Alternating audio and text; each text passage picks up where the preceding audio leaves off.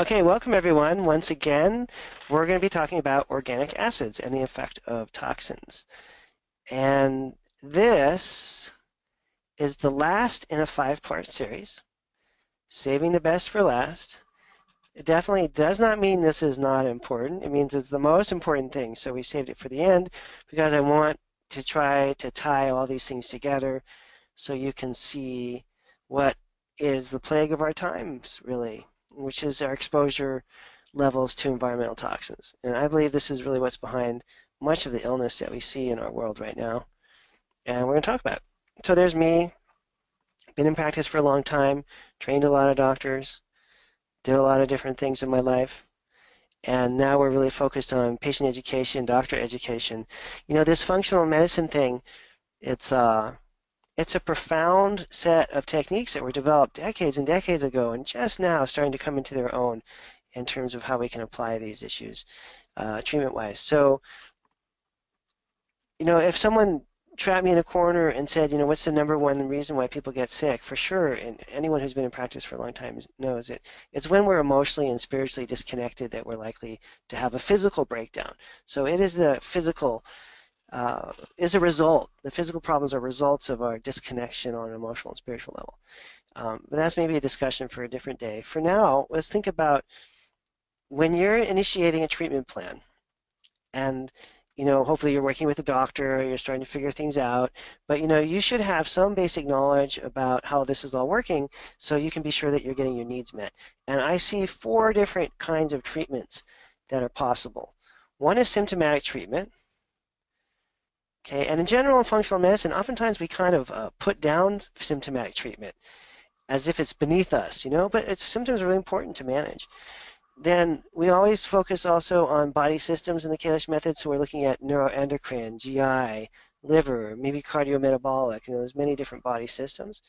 And we look a lot at the physiological damage that results from the underlying cause. So one really interesting thing about functional medicine, and this is one of the more common mistakes that I see when patients try to treat themselves, or even from doctors that are relatively new to functional medicine, is they find out what the underlying cause of their problem is. So let's say for tonight's example, environmental toxins are your main problem. And your body's saturated with benzene, toluene, DDT, PCBs, arsenic, lead, mercury, cadmium, or something like that, or BPA, right? Or some flame retardant. Your body's soaked with, you know, metals and chemicals, and that's your main problem that's causing your symptoms. Even though that may be the underlying cause, you typically don't want to treat that first because going after toxins aggressively in the very beginning of an overall treatment plan can make people really sick. So this is a strange thing about functional medicine that I've really kind of come to appreciate in the last couple of years is that, well, let me just tell you, for the learning curve for doctors, right? You spend your first 5 years as a doctor just trying to not freak out when you walk into the treatment room and to pretend that you know what you're doing. And then after a while, you pretend for long enough and you actually start feeling pretty comfortable somewhere between year 1 and 5 with what you're actually doing. You know, you start to get a certain level of expertise and confidence in what you're doing. And then around years 5 to 10, you really start to perfect things, and you're building up your repertoire, and people are usually pretty sort of peaking around year 10 in a lot of different ways. And then between years 10 and 20, um, you start to realize that you know less and less as you learn more and more. And then at my stage, I'm in the 20-plus year category. At this age, you realize we know very little about anything in medicine, and anyone who tells you differently is delusional, and that it's a miracle that any of these protocols work at all. And I don't want to be negative or skeptical, but when you know as much as I do, you realize that we don't know much at all. It's kind of a funny place to be coming from. But I spent my first 10 years trying to figure out what was the underlying cause for every patient's situation, and thinking that as soon as I found that, everything was going to be okay if I could just treat the underlying cause. But at the 20-plus year mark, I realized that that is not really, life is more nuanced and there's more gray areas than that. So if the underlying cause of your health problems is environmental toxins or heavy metals, it is often going to be the last thing that you want to treat. And people can get really sick if they treat first for this particular underlying cause. Okay, so just be aware of that. After all these years of doing this, I realize how little we know, and that We don't always want to just jump on the first thing that we find as the primary underlying cause and treat that first. In fact, usually that's treated last. And I'll try to explain why tonight. So let's say that the underlying cause of all your health problems is environmental toxins, which is a common problem, and we see this with autistic kids, we see this with adults with Parkinson's, we see it with people with depression. It's a really common problem because we live in a really toxic world. That underlying cause is going to cause predictable types of physiological damage. And we want to think about what's that physiological damage, how does that manifest, how are we going to deal with treating that. That damage then is going to damage, eventually, going to damage body systems.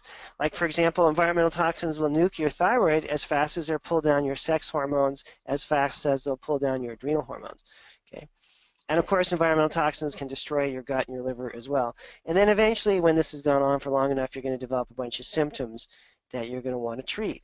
But not only do we want to address the underlying cause, we also want to look at the physiological damage that these toxins create and test and correct the body systems that are related to all this as well.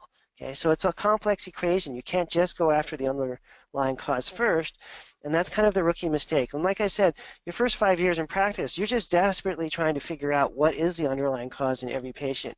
And once you've been doing that for 20, 25 years like I have, you realize that there's some nuances to how this all should work in terms of treatment options. I'm going to try to communicate as much of that tonight as I can so you guys are well educated. So we talked in 4 different parts of the original series here: carbs and weight, mitochondrial energy, oxidative stress, neurotransmitters, yeast overgrowth, and now we're on section 5, which is environmental toxins. But I just want to point out one thing kind of quickly here. Oh, actually, I want to point out 2 things. One thing I want to point out is that the Oakland Warriors are about to win the NBA championship. I've been a Oakland Warriors fan since I was like 6 years old. It's a pretty exciting time right here in Oakland. My office is in Oakland. My practice is in Oakland. My family's been in Oakland. I've been here since 1969, and it's nice to see our team absolutely crushing the Cleveland Cavaliers. Okay, besides that, let's get back to reality here. Number one, it is very, most people that are toxic are overweight. Okay, so when we talked about weight loss in that initial talk, you probably didn't bring this up a lot, but we store toxins in fat tissue. And of course, you're going to have a lot of fat tissue and a lot of bloating and fluid retention if you're toxic. Okay. And as you burn off the fat, the toxins are going to come out, and that can be a serious problem. The mitochondria we talked about in section 2 that trigger fatigue. One of the major things that happens as a result of toxins in terms of physiological damage is the mitochondria, very delicate and sensitive structures, are damaged. Oxidative stress that hits the mitochondria is typically coming from environmental toxins in the first place. So toxins make you fat, toxins make you tired. When we talk about the brain, and I'll show you some more slides on this in a minute, absolutely, one of the major effects of toxins is that many of them, not all, but many of them are neurotoxins, meaning they get right into your brain and they start to just, I don't know, if you imagine walking into like a crate and barrel and they have all those glasses on the shelves and all these plates, imagine you're in a crate and barrel and then someone gives you like 15 baseballs, and you just start throwing baseballs around the crate and barrel, breaking glasses left and right. That's what happens when a neurotoxin gets into the brain. It's like bouncing around, hitting brain cells, and killing brain cells, just like a baseball would bounce around in a crate and barrel and break a bunch of glass, okay? Not a good thing. And then yeast overgrowth. Old school naturopathic thinking for generations has been many people have yeast overgrowth because of mercury toxicity, and the mercury is killing the good bacteria in the gut, leading to yeast overgrowth and constant sugar cravings. So environmental toxins can be behind weight gain, fatigue, your brain being messed up, and a yeast overgrowth problem in your gut all at the same time. So this is like super important variable for us to understand. And it's depressing, but this is the way things are. Pretty much every single human being in the United States now has become saturated with chemicals and heavy metals. And the list is too long. When I was doing my doctor training program on the brain about 5-6 years ago, we had a 1,500 PowerPoint slide show about toxins. Not 15 slides, not 150, but 1,500 slides. It was like, I don't know, 15 lectures that were 100 slides each. hour after hour after hour about environmental toxins. Okay, we're boiling all that down into one little slide here, but if you want to research this and get into it, it's a fascinating subject. There's 80 plus thousand chemicals to study, and there's dozens of heavy metals, all of which are just impacting us in a really, really negative way. So I want to start to just point this out, not out of paranoia and fear, but out of common sense, and for you all to start to understand the nature and scope of the problem that we're facing. As much as we see global warming being a problem and global climate change, this internal environment in our bodies is changing because of environmental toxins as well. So we start to think about how symptoms like fatigue and depression and weight gain can be directly applied to toxins and related to toxins, and how you can actually assess this. You can measure these things. Now, maybe even 30 years ago, the world wasn't quite as toxic a place, and maybe it wasn't as important that we measure for toxins and do all these complicated things. But it is certainly a major issue now that we really have to address. And hopefully we can talk about this, at least present the idea tonight. So our toxic world, 80,000 synthetic chemicals have been released into the environment. All this started right around World War II when the war ended. We had geared up all these munition factories, and we had to do something with all those chemical plants that we were using to make bombs, and unfortunately we decided to start to synthesize all kinds of chemicals. Little did we know what kind of a hole we were getting ourselves into. Hundreds of different pesticides. Most human beings now have somewhere between 300, 400, many as 700 toxins in their body just as they're walking around and talking. Okay, this is a really, really major issue. Newborn babies in the United States have between 50 and 70 toxins on the day that they're born. We used to think that toxins were filtered out by the mom and protecting the baby. Absolutely not true at all. Every baby born in the United States now has measurable levels of every chemical and heavy metal you can imagine, anywhere from 50 to 70 per baby. If you can think about that, it's frightening. And we're dumping billions of pounds. Like, I don't even know what a billion pounds looks like. I know what 5 pounds feels like when I carry it around. You can imagine the volume that we're talking about here in terms of what we're doing. And it's not getting any better, clearly, not getting any better right now. So the categories of toxins: heavy metals, industrial chemicals, biotoxins, pesticides, herbicides, GMO foods, environmental toxins. We're breathing these things in left and right. Air exposure is one of the major ways that we pull these things in. Of course, they can also be in our food and water as well.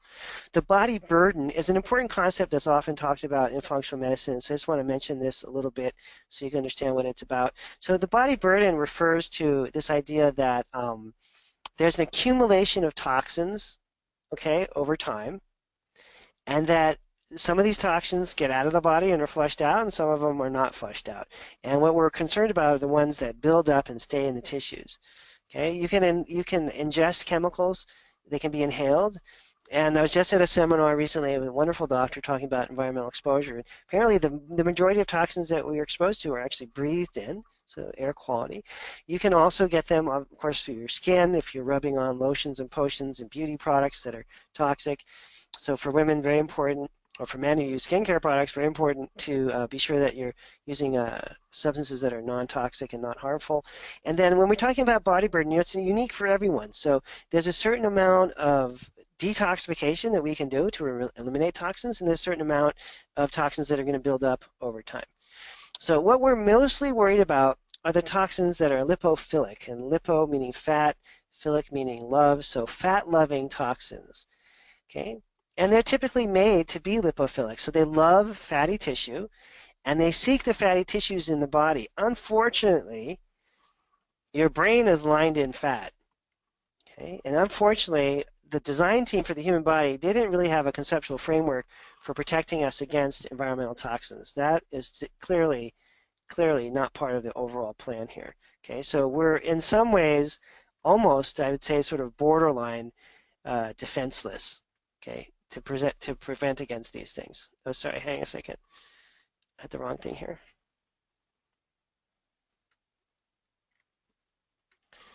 Hang on a sec. How did I do that? How is that? Did that work? No?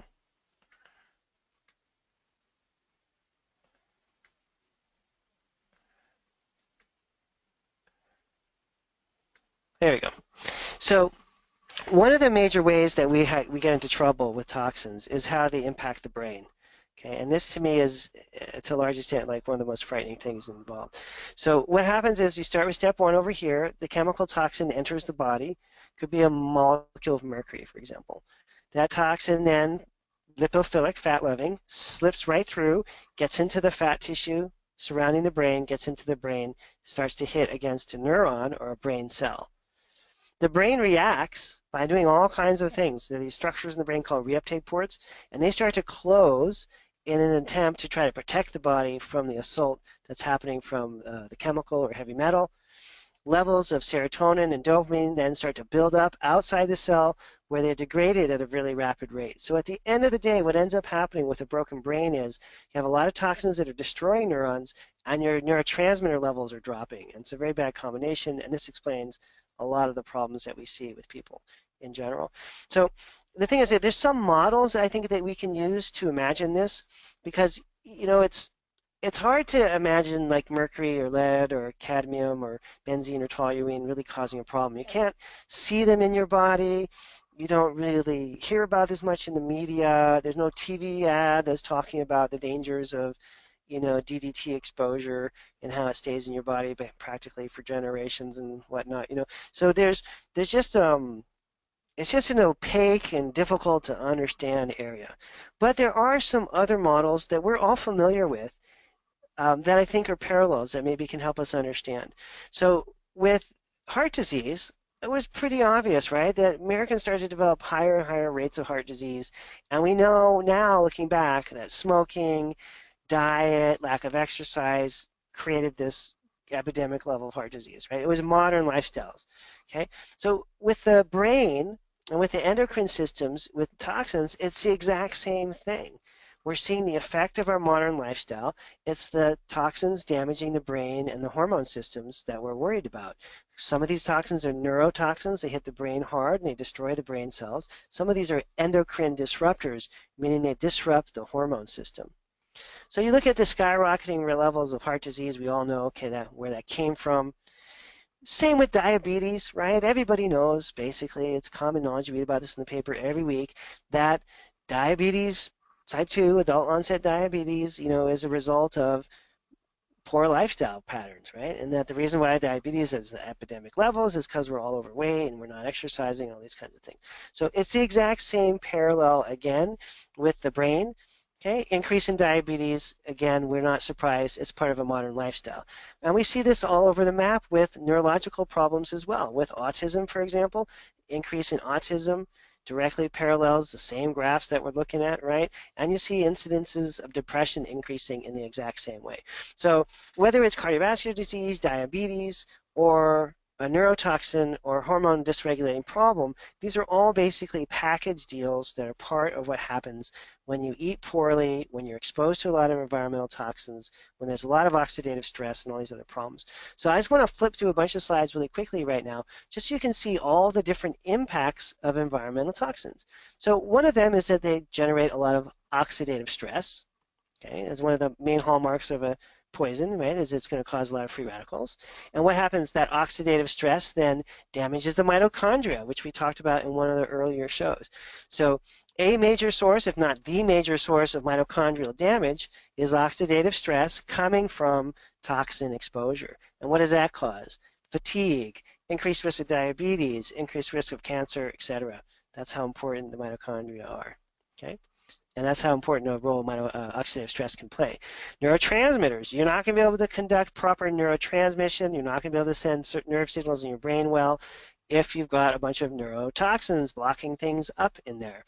Okay, and so OCD, ADD, Parkinson's for sure, autism for sure, depression, anxiety, compulsive overeating, all these brain-related conditions that are on the rise, including and probably not limited to depression, have a direct relationship to our exposure to environmental toxins. Just messes up your brain when you're really, it's one of the things that these chemicals do and heavy metals do. So you're not going to have normal serotonin firing, you're not going to have normal dopamine firing, you're going to have neuron damage as a result of these exposures. Eventually neurotransmitters are going to deplete, you're going to use them up, and Hormones? Absolutely. Many of these chemical compounds are xenoestrogens, or they're endocrine disruptors, meaning they throw off the whole endocrine system. Okay? Whether it's your thyroid that's affected, or your adrenals, or your progesterone, or estrogen, or testosterone, everybody with chronic exposure to environmental chemicals is going to have some level of hormone downregulation, and it could be anything from adrenals to thyroid. The gut gets involved as well. Environmental toxins that we were talking about, things like mercury, damage the good bacteria, lead to yeast and bacterial overgrowth of harmful bacteria in the gut. Okay, the good buys go away, the gut starts to get damaged. PMS type problems, infertility issues, hot flashes, night sweats, mood swings, all the typical female hormone problems, often directly tied into toxins. Why? There's many reasons, but one of them is because your liver is metabolizing and breaking down hormones.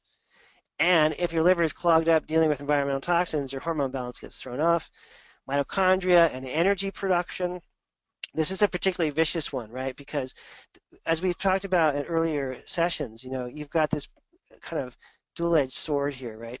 So you've got this problem where you've got free radicals coming in and hitting the mitochondria, if you remember that talk, if you heard that one. If not, you might want to go back and listen to it. You've got free radicals coming in, and they're hitting the mitochondria and damaging our energy production. Okay, but guess what? We need this ATP, or energy production, to detoxify. Yikes! So in other words, in order for your liver to get rid of toxins, you need a lot of ATP. But the toxins destroy your body's ability to make energy. I don't know, it's like every World War II movie I ever saw, and I think I've seen every World War II movie ever made. There's always like that scene where it's the Americans usually, and they're thinking, are we going to slow down the German army? And then they're like, well, if we just blow up their fuel depot, then things will be better for us, because then they won't have the fuel they need to run their tanks and airplanes. And then they'll send a squad of like 20 guys out with, explosives, and they blow up the fuel depot. So why do people do that in war? Well, because if you destroy energy production capacity, if you destroy the Germans' fuel supply, then the Germans can't fight you. Well, the exact same thing happens with environmental toxins. Environmental toxins destroy our body's ability to produce energy inside the cells. Okay, and this becomes catastrophic on a lot of different levels, because one of the things that starts to happen right away is that you can't detoxify. So in other words, toxins prevent the body's ability from being able to detoxify. And how ironic is that, and unpleasant for all of us concerned. Again, I'm flipping through these kind of quick because we want to get to some of the other material here, but just a quick review, right? We talked about neurotransmission and how neurotransmitters can be interfered with and messed up with and all these good things, right? Well, toxins are one of the major reasons why the brain becomes inflamed and why we end up becoming depressed. We talked about this in relation to both serotonin here on this slide. We also talked about this earlier in terms of inflammatory markers related to dopamine. So toxins can cause inflammation, decreasing your serotonin and dopamine levels. And at the same time, it's a double whammy, because those same neurotoxins that are causing inflammation and dropping the brain chemical levels are actually destroying the brain cells that would conduct information. So if we're using our World War II movie analogy, not only did the Americans blow up the fuel depot and destroy the energy production, right? But now they're also blowing up all the airplanes and tanks. So in other words, what happens with a neurotoxin, it gets into your brain, it destroys the actual brain cells, it kills them, and it destroys the brain cell fuel, so to speak, which is the neurotransmitters. Double whammy, not a good thing.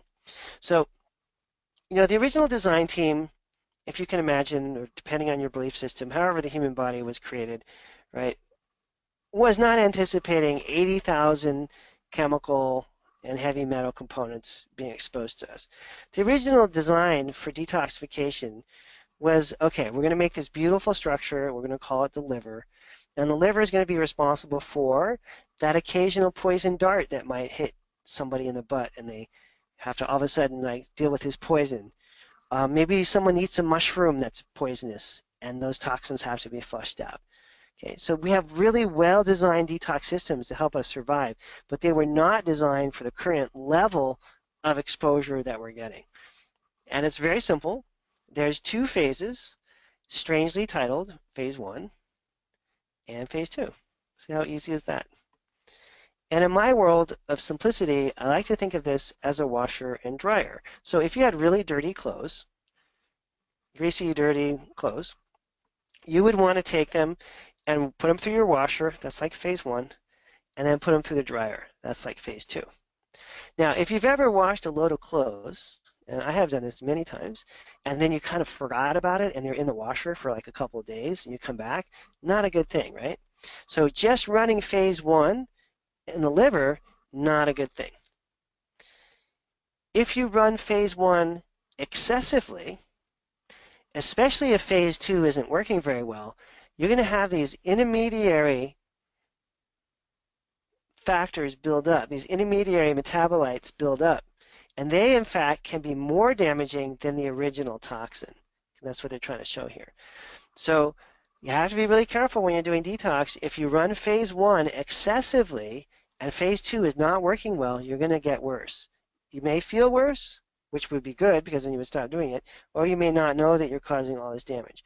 So this is one of the more common problems that we see, is that people are running phase one without running phase two properly, and phase two is already shut down, and then they're getting sicker. So this slide shows exactly what phase one and phase two are all about. Phase one is going to take this toxin, remember it's lipid soluble, fat soluble, and it's going to break it down into something that's less lipid soluble, more water soluble. Phase two finishes the job off and breaks it down into a water soluble compound, which you can then flush out through the stool, through the sweat, or through the urine. Okay, so number one rule of detoxification is drink a lot of water. And what is my old friend Paul Chek used to say, the solution to pollution is dilution. So just drink a lot of water. Water flushes out water-soluble toxins. Doesn't help at all with the fat-soluble ones. The fat-soluble ones, we need to run phase one and phase two on. Now the fancy terms for this, cytochrome P450 enzymes run phase one. Phase two is run by these conjugation pathways. The important part is not maybe the fancy name, but the actual nutrients that are used, which are all listed right here. B2, B3, B5, B6, folate. You can see that list here, glutathione, flavonoids, etc. Antioxidants are listed here that are essential. And then over here in phase two, we've got sulfation, glucuronidation, glutathione, etc., methylation, all these things. The nutrients used there, glycine, taurine, glutamine, N-acetylcysteine, cysteine, and methionine. That's not a list of all of them. These are just the major ones. Okay, so we use sulfur-containing compounds to run phase two, and we use primarily antioxidants and B vitamins to do the beginning part. Okay, and these are the solutions that you can use. And actually, the really amazing part about an organic acids test is that they're actually directly measuring each one of these aspects.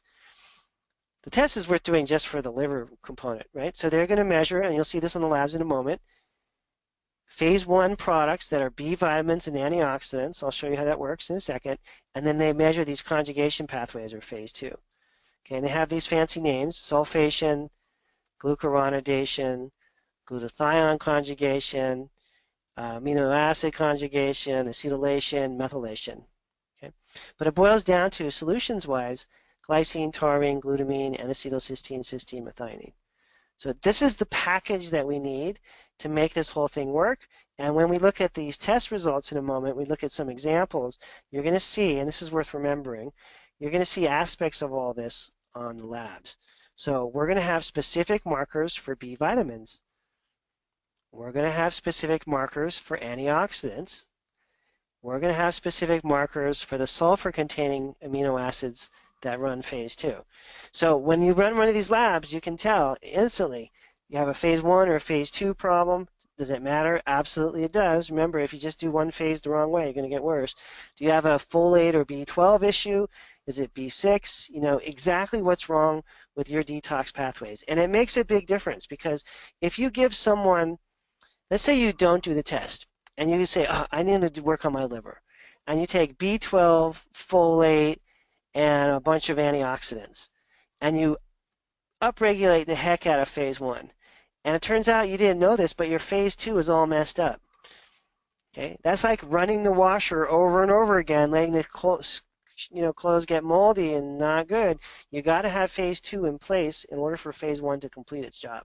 So that's what they call pathological detoxification, when you run phase 1 and you don't have phase 2 in place. So it's really important to do the test, right? Insulin resistance is related to all this. Oxidative stress we talked about. Okay, and there's some extra slides in here you can look at just to see, things that are in your house that you may be concerned about. Turns out mothballs aren't that good for you. Who would have thought? Pressed wood products, carpets, lead paint. That's kind of a no-brainer, right? A lot of these things we know about. Some of these things you don't think about, like baby bottles. Do you think baby bottles would be fine? One of the most depressing moments in my life when I was preparing for these toxin lectures years ago was because I have really fond memories when I was growing up where my mom would always use Johnson's & Johnson's baby shampoo, and that was just kind of what my mom did. It was a sort of just a certain smell, a certain color. I can still picture the bottle, and that's what we bathed with. And then I'm preparing these toxin lectures years ago, and turns out Johnson's & Johnson's baby shampoo is full of toxins, and every time that you're rubbing your little kid's little baby scalp using that shampoo, you're just jamming a bunch of neurotoxins into their poor little brain. So I mean, that's not an indictment against shampooing your kid, obviously. I'm just saying that this stuff is everywhere, pretty hard to escape. Now, there's things that you can do on your own, and I'm all about self-care, because the most important way you can treat toxins is just don't even let them get into your system in the first place. GMOs we don't have time to go into, but we're pretty convinced at this point in the integrative medicine world that they're evil and should be avoided for a variety of reasons. Obviously, buying food that is not full of chemicals. If you're going to do any remodeling in your house, if you're going to be doing anything that you're going to be getting exposure, making sure you're getting a ventilator or using masks, and not using chemical air fresheners. Making sure as much as you can you're living in a chemically free environment. When I was on a trip to a wedding of one of my family members in Akron, Ohio. That's a true story. So it was really cold, for one thing, and I'm from California, so I'm not really used to the cold. But we got off the plane, we got into this rental car, and the rental car had just been cleaned and dumped. Somebody just dumped a ton of chemicals in this rental car to clean it and air freshen it. And I just took a deep breath in that car and I almost got sick. So we had to drive from Cleveland to Akron with the windows down because I couldn't breathe in all those chemicals. I'm a little California nature boy here. And then and that was bad enough because it was like 26 degrees out and I was freezing. Got to the hotel, and of course I took a shower because plane rides are kind of grimy, right? And all this chlorine coming out of the shower. Of course, I have chlorine shower heads, shower heads in my home that take the chlorine out. I wasn't used to showering in a chlorinated shower. And between the airplane ride and then the car ride and the chlorine in the shower, by the time I woke up the next day, I felt like I was living in some kind of toxic stew. But once you get your environment cleaned up and you get shower heads that remove the chlorine, you start to buy more food that's not full of pesticides, you start to dump all the air fresheners and makeup out that are toxic. It really makes a pretty big difference. Just lifestyle wise, the most important thing you can do is eliminate the toxins from the beginning. And then there's foods that are safe to eat that are not organic, and there's lists of all these things. They call them the dirty dozen. And you can look that up online so you can find what are the most important foods to buy organic and which ones don't matter that much. Okay. Oh, and then if you're interested in becoming a patient, now this could be good or bad news if you test for yourself and you find out that you're really toxic. It could be kind of exciting or it could be a little depressing. So you better think twice before you sign up. But kalishwellness.com, we're always accepting new patients, always wanting to help more people. Also international patients, we work with people all over the world. So if you're interested, give us a shout out, office@drkalish.com, okay? Or kalishwellness.com is the website if you want to get some testing done. All right, now here's the toxin cycle. You're toxic here as the underlying problem. This weakens the immune response. This places a huge burden on the gut. If it's mercury, as I mentioned earlier, you're going to have overgrowth of yeast, which will affect the gut directly.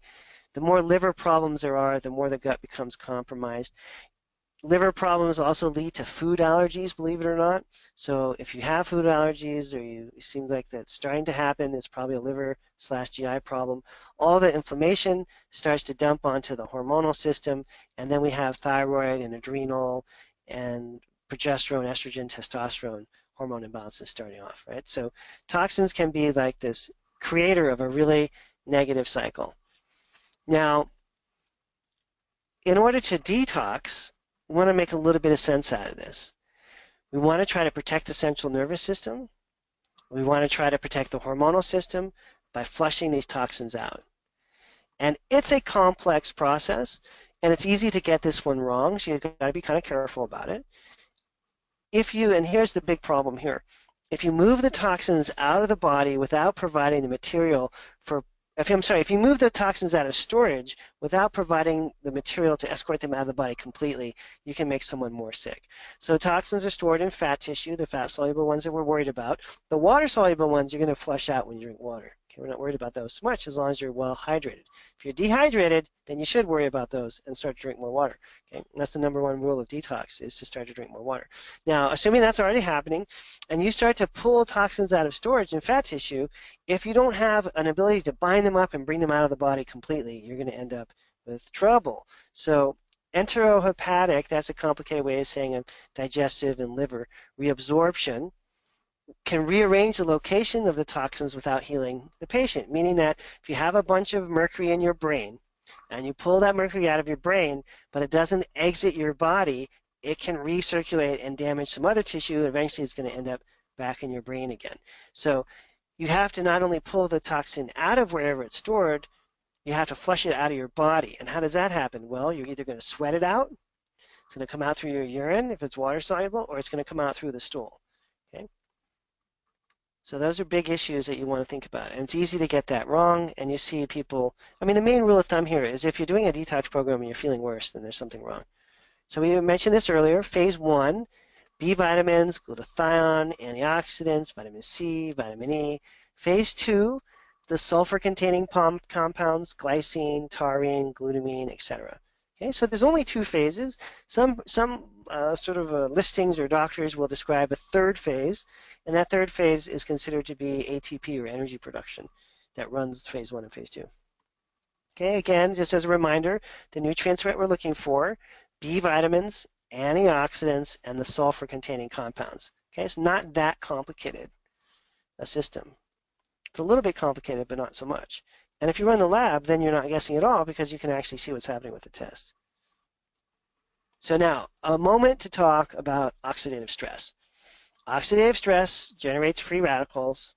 Free radicals damage normal cells of the body, puts us at risk for cardiovascular disease, cancer, DNA damage, etc., fatigue.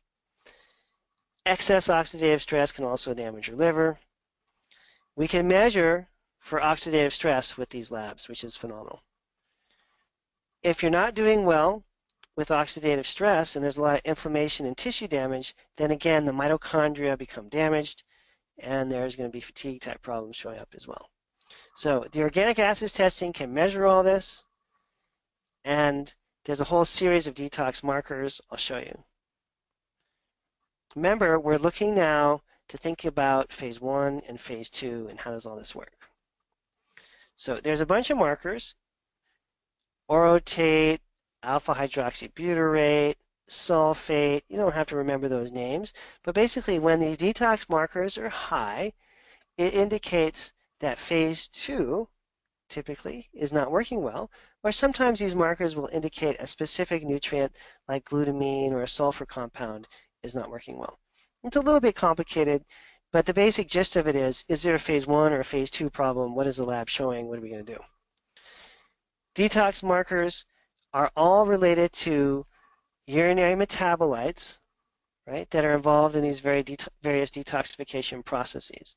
So we're not actually measuring the chemicals, we're measuring the body's ability to process the chemicals and heavy metals, whether it's orotate or methylhyperate or high glucarate. And you don't have to remember all these names, but you see there's a whole bunch of science behind this. It's pretty interesting, gets kind of complicated. Sulfate is my favorite one because that's a really important one. It has to do with the sulfur-containing compounds that we work with a lot. So I'm going to show you here now. Hang on a second.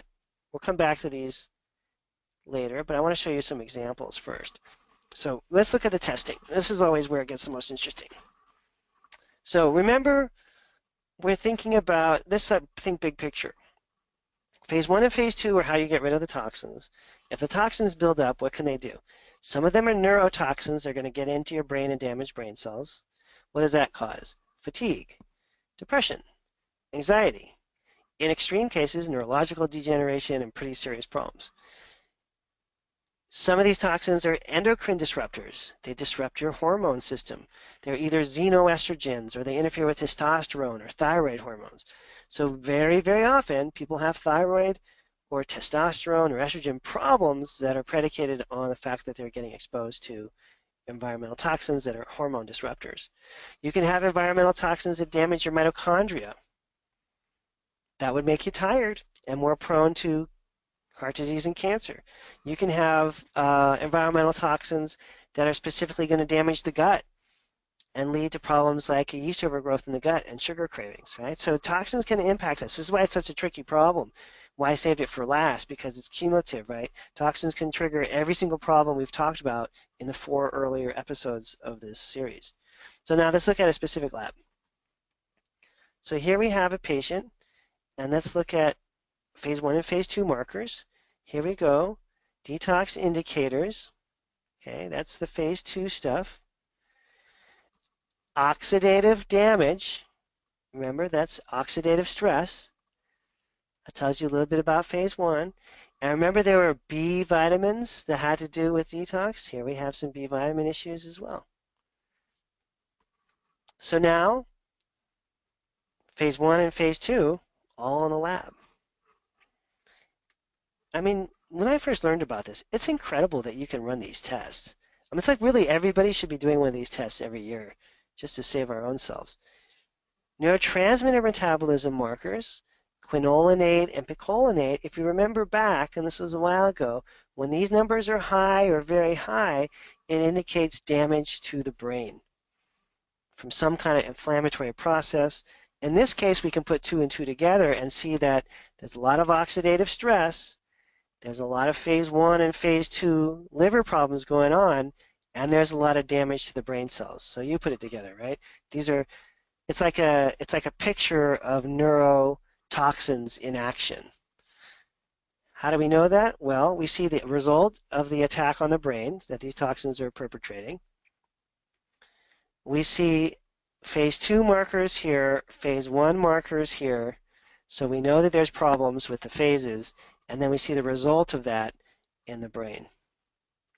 Now, this patient could be depressed or anxious or just tired, or maybe a little OCD, or maybe craving sweets all the time. The symptoms are independent of this problem, and that's one of the joys and curses of functional medicine. So I want to say that again. This exact lab here that shows Phase 1, Phase 2 problems could mean the patient is overweight because of this or depressed. They could have a problem with their memory or a problem with their liver. They could have a problem with their skin or with their digestion. The underlying problem is still there regardless of how the symptoms are expressing, and that's one of the key components of functional medicine, is that the labs don't tell you what the symptoms are, the labs tell you what's actually wrong. Okay, now if you want to break it down by section, I'll show you here. Cell regulation markers, that's neurotransmitter metabolism markers, and we see 2 of them elevated, so we know there's a lot of inflammation in the brain. Okay, and now we're thinking, because we're thinking about detoxification, okay, well, what are the Phase 1, Phase 2 markers in all this? Well, antioxidants, right, those are critical for Phase 1, and here we see a high level, meaning that there's a problem with antioxidants. There's a B vitamin marker up here, which we learned also is part of all this. And then if we go on, we can see some of the ramifications of this further with detox indicators here, 2 markers elevated. So each one of these variables you can stack together and you start to see a more complete picture of Phase 1 and Phase 2 detox as it's revealed by the labs. Pretty handy. So I'm going to refresh one more time. Here's the phase 2 markers by and large. Most of them are right in this section. Remember we talked about sulfation? Well, there's your sulfate. We talked about glucuronidation. There's your glucarate. They're measuring these detox pathways. I'll go back to the liver slide in a sec, but let me show you the next step here. Again, oxidative damage is being measured with these markers down here. This person is elevated, meaning they have a lot of oxidative stress. And then we see some B vitamin markers up here. So now if we go back for a moment to the liver slide, sorry for all the skipping around here, but let me find it. There we go. Remember, here's your phase 2. Remember we said sulfation, glucuronidation, that's what we're measuring. We're measuring sulfation, glucuronidation, methylation. We're measuring all these to see what nutrients do you need to get those pathways working properly. Here's your B vitamins. Remember we saw in that lab, person has a problem with B2. Oops, sorry. B2 is responsible for phase 1. This person had a problem with antioxidants that are responsible for that intermediary step from phase 1 to phase 2. So we're measuring all the different aspects of detoxification and seeing where do we need to support. And everybody's different. And if you do it wrong, it makes people worse. That's kind of like the gist of this whole talk. Now, I'm going to say some more stuff. We got a few more minutes. That's good. The next talk, July 18th at 5 p.m., we're going to talk about the new technological breakthroughs in GI testing. As I mentioned, it's like going from a dial-up phone to an iPhone. It's pretty revolutionary. I want to show you all about this so you stay up to date on the latest technology. And I'm kind of like a technology person. I always like the latest and greatest things. And when some brand new test comes out that's better technology, hey, we have at least to check it out and see what's happening. Okay, so we'll cover that. And later in the year, we're going to cover some other technological breakthroughs in functional medicine as well.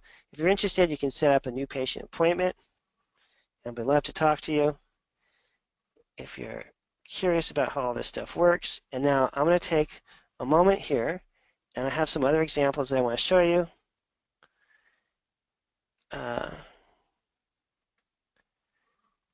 Let me get out of here for a sec.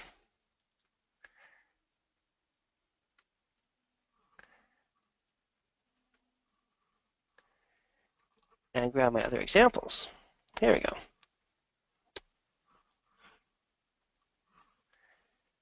Here we go. We got another 5-10 minutes here, so let's look at some more case studies, okay? Because I think if you should just see these, you know. This is what I do all day long. I just look at labs. I've been doing this for 25 years, and I'm not bored of it at all. Matter of fact, if anything, it just gets more interesting. One of my teachers told me this. He said the longer you do this job, the more interesting it gets. He was really right, you know? And I think doctors peak in their 70s or 80s when they really are just like wise old men and old women, you know? They just really understand that point. All right, so let's see here. Let's just look at some more examples so you guys can see what these look like. Then you can imagine what your test looks like. I could show you my test if you guys want. Should I show you my test? All right, I'll show you my test. Yeah, I got it right here because I was doing a doctor talk this morning, and the doctor talk I had my own lab up, so you guys can see behind the scenes here. What does Kalish's lab look like?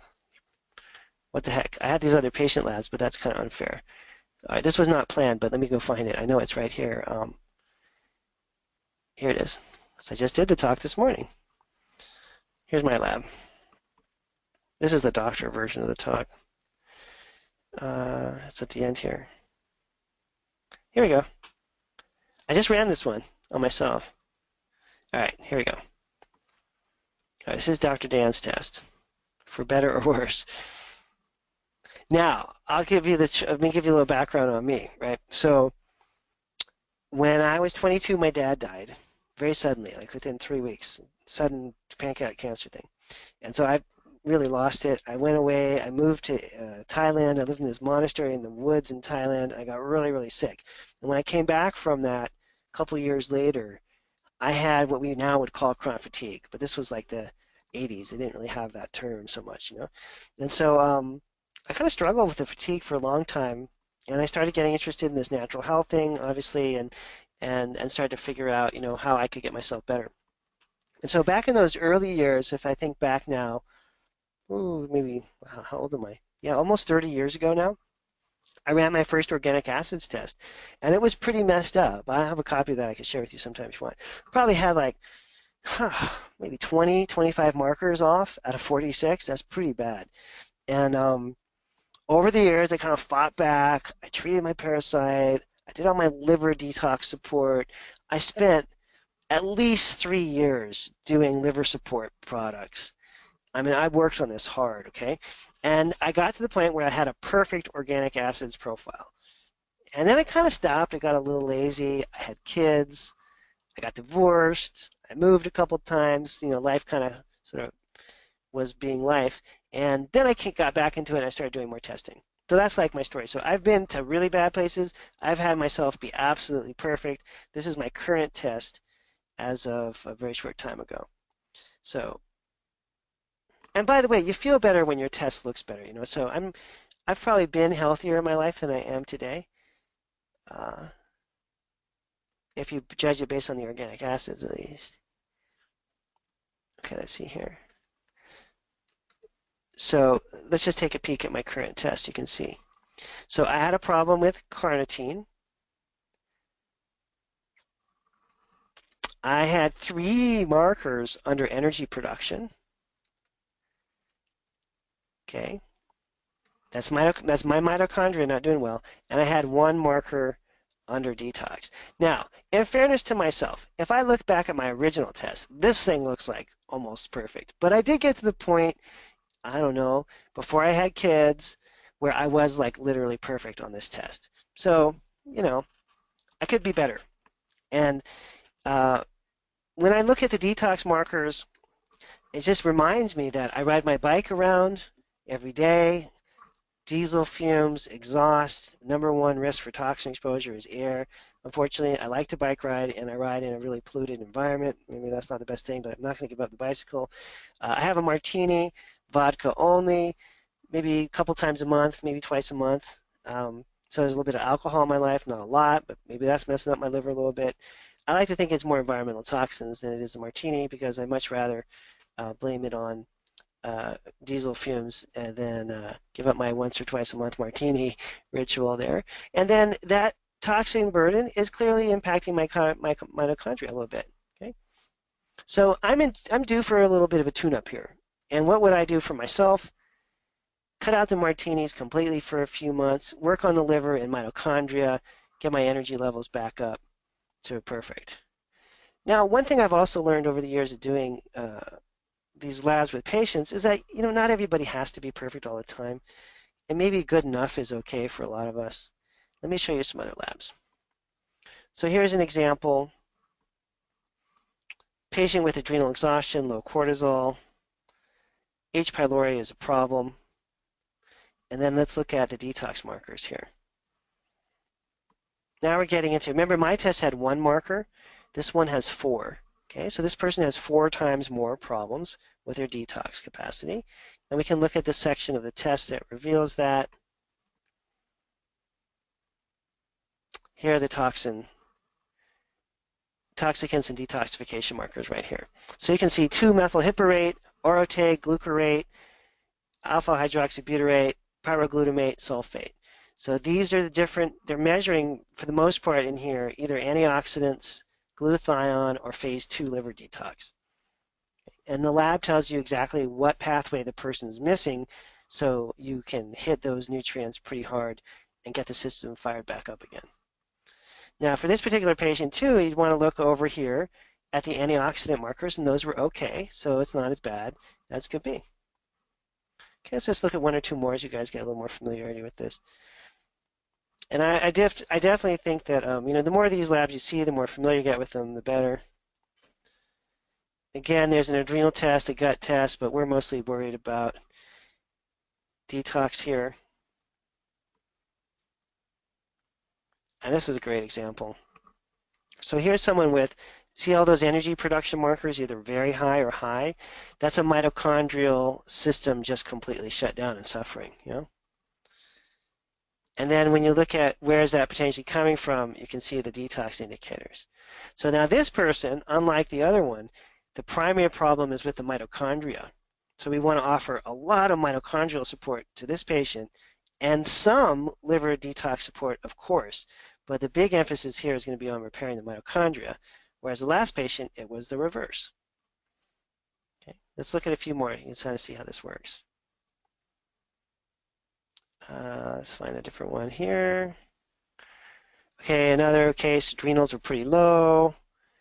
Gut problems, not so much. And then we look at this.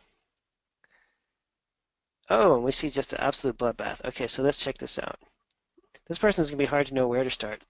So energy production markers, oh yeah, 6 of them. You see that? 6. You guys, that is not a good thing. 6. Here.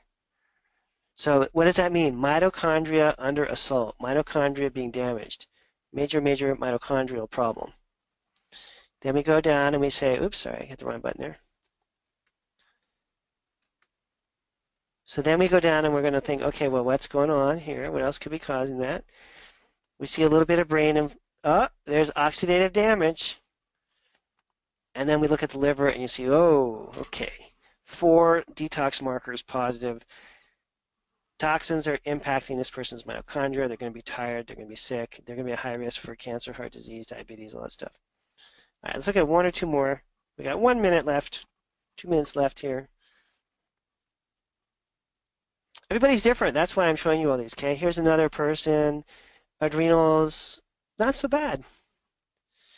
Gut, yeah, H. pylori. And how's their lab here? Oh, look at that. Remember compared to how many markers we just saw? Look at this. Isn't that so bad? This person has 3 problems, 3 markers positive, in the whole test. It's not really bad. Fatty acid metabolism is an issue. Methylation is a problem. And oxidative damage. So remember those terms, methylation and oxidative damage. And now let's look at, okay, now this person is not super sick with a million different problems, but I just want to show methylation and oxidative damage. And let's go back up here to our famous liver slide that we keep looking at. And we think, okay, this person has a methylation problem. Is that related? Absolutely yes. You can see methylation is right here as part of phase 2. Right there. Okay, methylation. And then oxidative stress, well, absolutely, that's this whole section right here. Okay, so you can see how this person is not as bad. We can do a really targeted, simple program, probably go pretty quickly.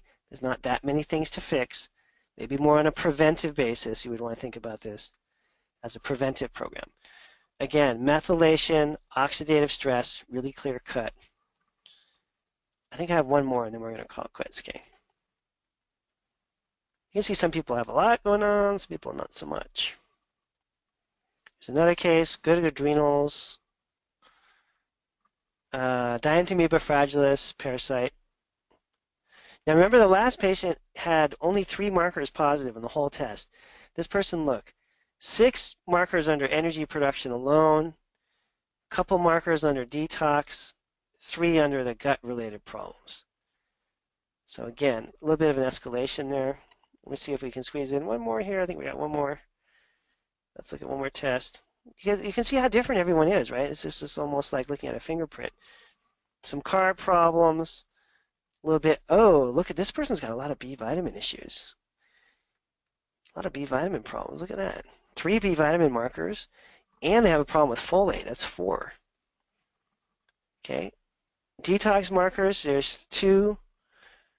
A little bit on the neurotransmitters. So this is a good example, B vitamins. Now, is that relevant to what we're talking about? I don't know, is it? Let's look at our liver diagram. Oh yeah, it is. This whole section here, phase 1, is regulated by B vitamins. So you can see how different the treatment would be for that person. This person needs boatloads of B vitamins to normalize phase 1. The other patients that we were looking at, some of them needed sulfur-containing compounds to get phase 2. Some of them needed antioxidants to get the oxidative stress under control. And that one that we saw had a methylation problem. All right, so you can get really targeted and really specific with the lab once you know what's going on here. So let's wrap things up. I hope this was helpful for you guys. And I don't want to freak anyone out. I just want you to know about what's available so you can find a doctor that can help you. I'm happy to help you. Find a local doctor if you want that is familiar with your organic acids testing. We have practitioner directories as well for people that I've trained. If you want to go with someone that I've trained, we have a lot of different options out there in terms of potential treatments, okay? And let me just do a quick reminder here for those of you that are interested in what we're coming up with next, because our 5-part series is at an end, sadly. But we are going to continue with even more fun and cool stuff. So the next talk is going to be July 18th, and it's going to be on the new technology for GI testing.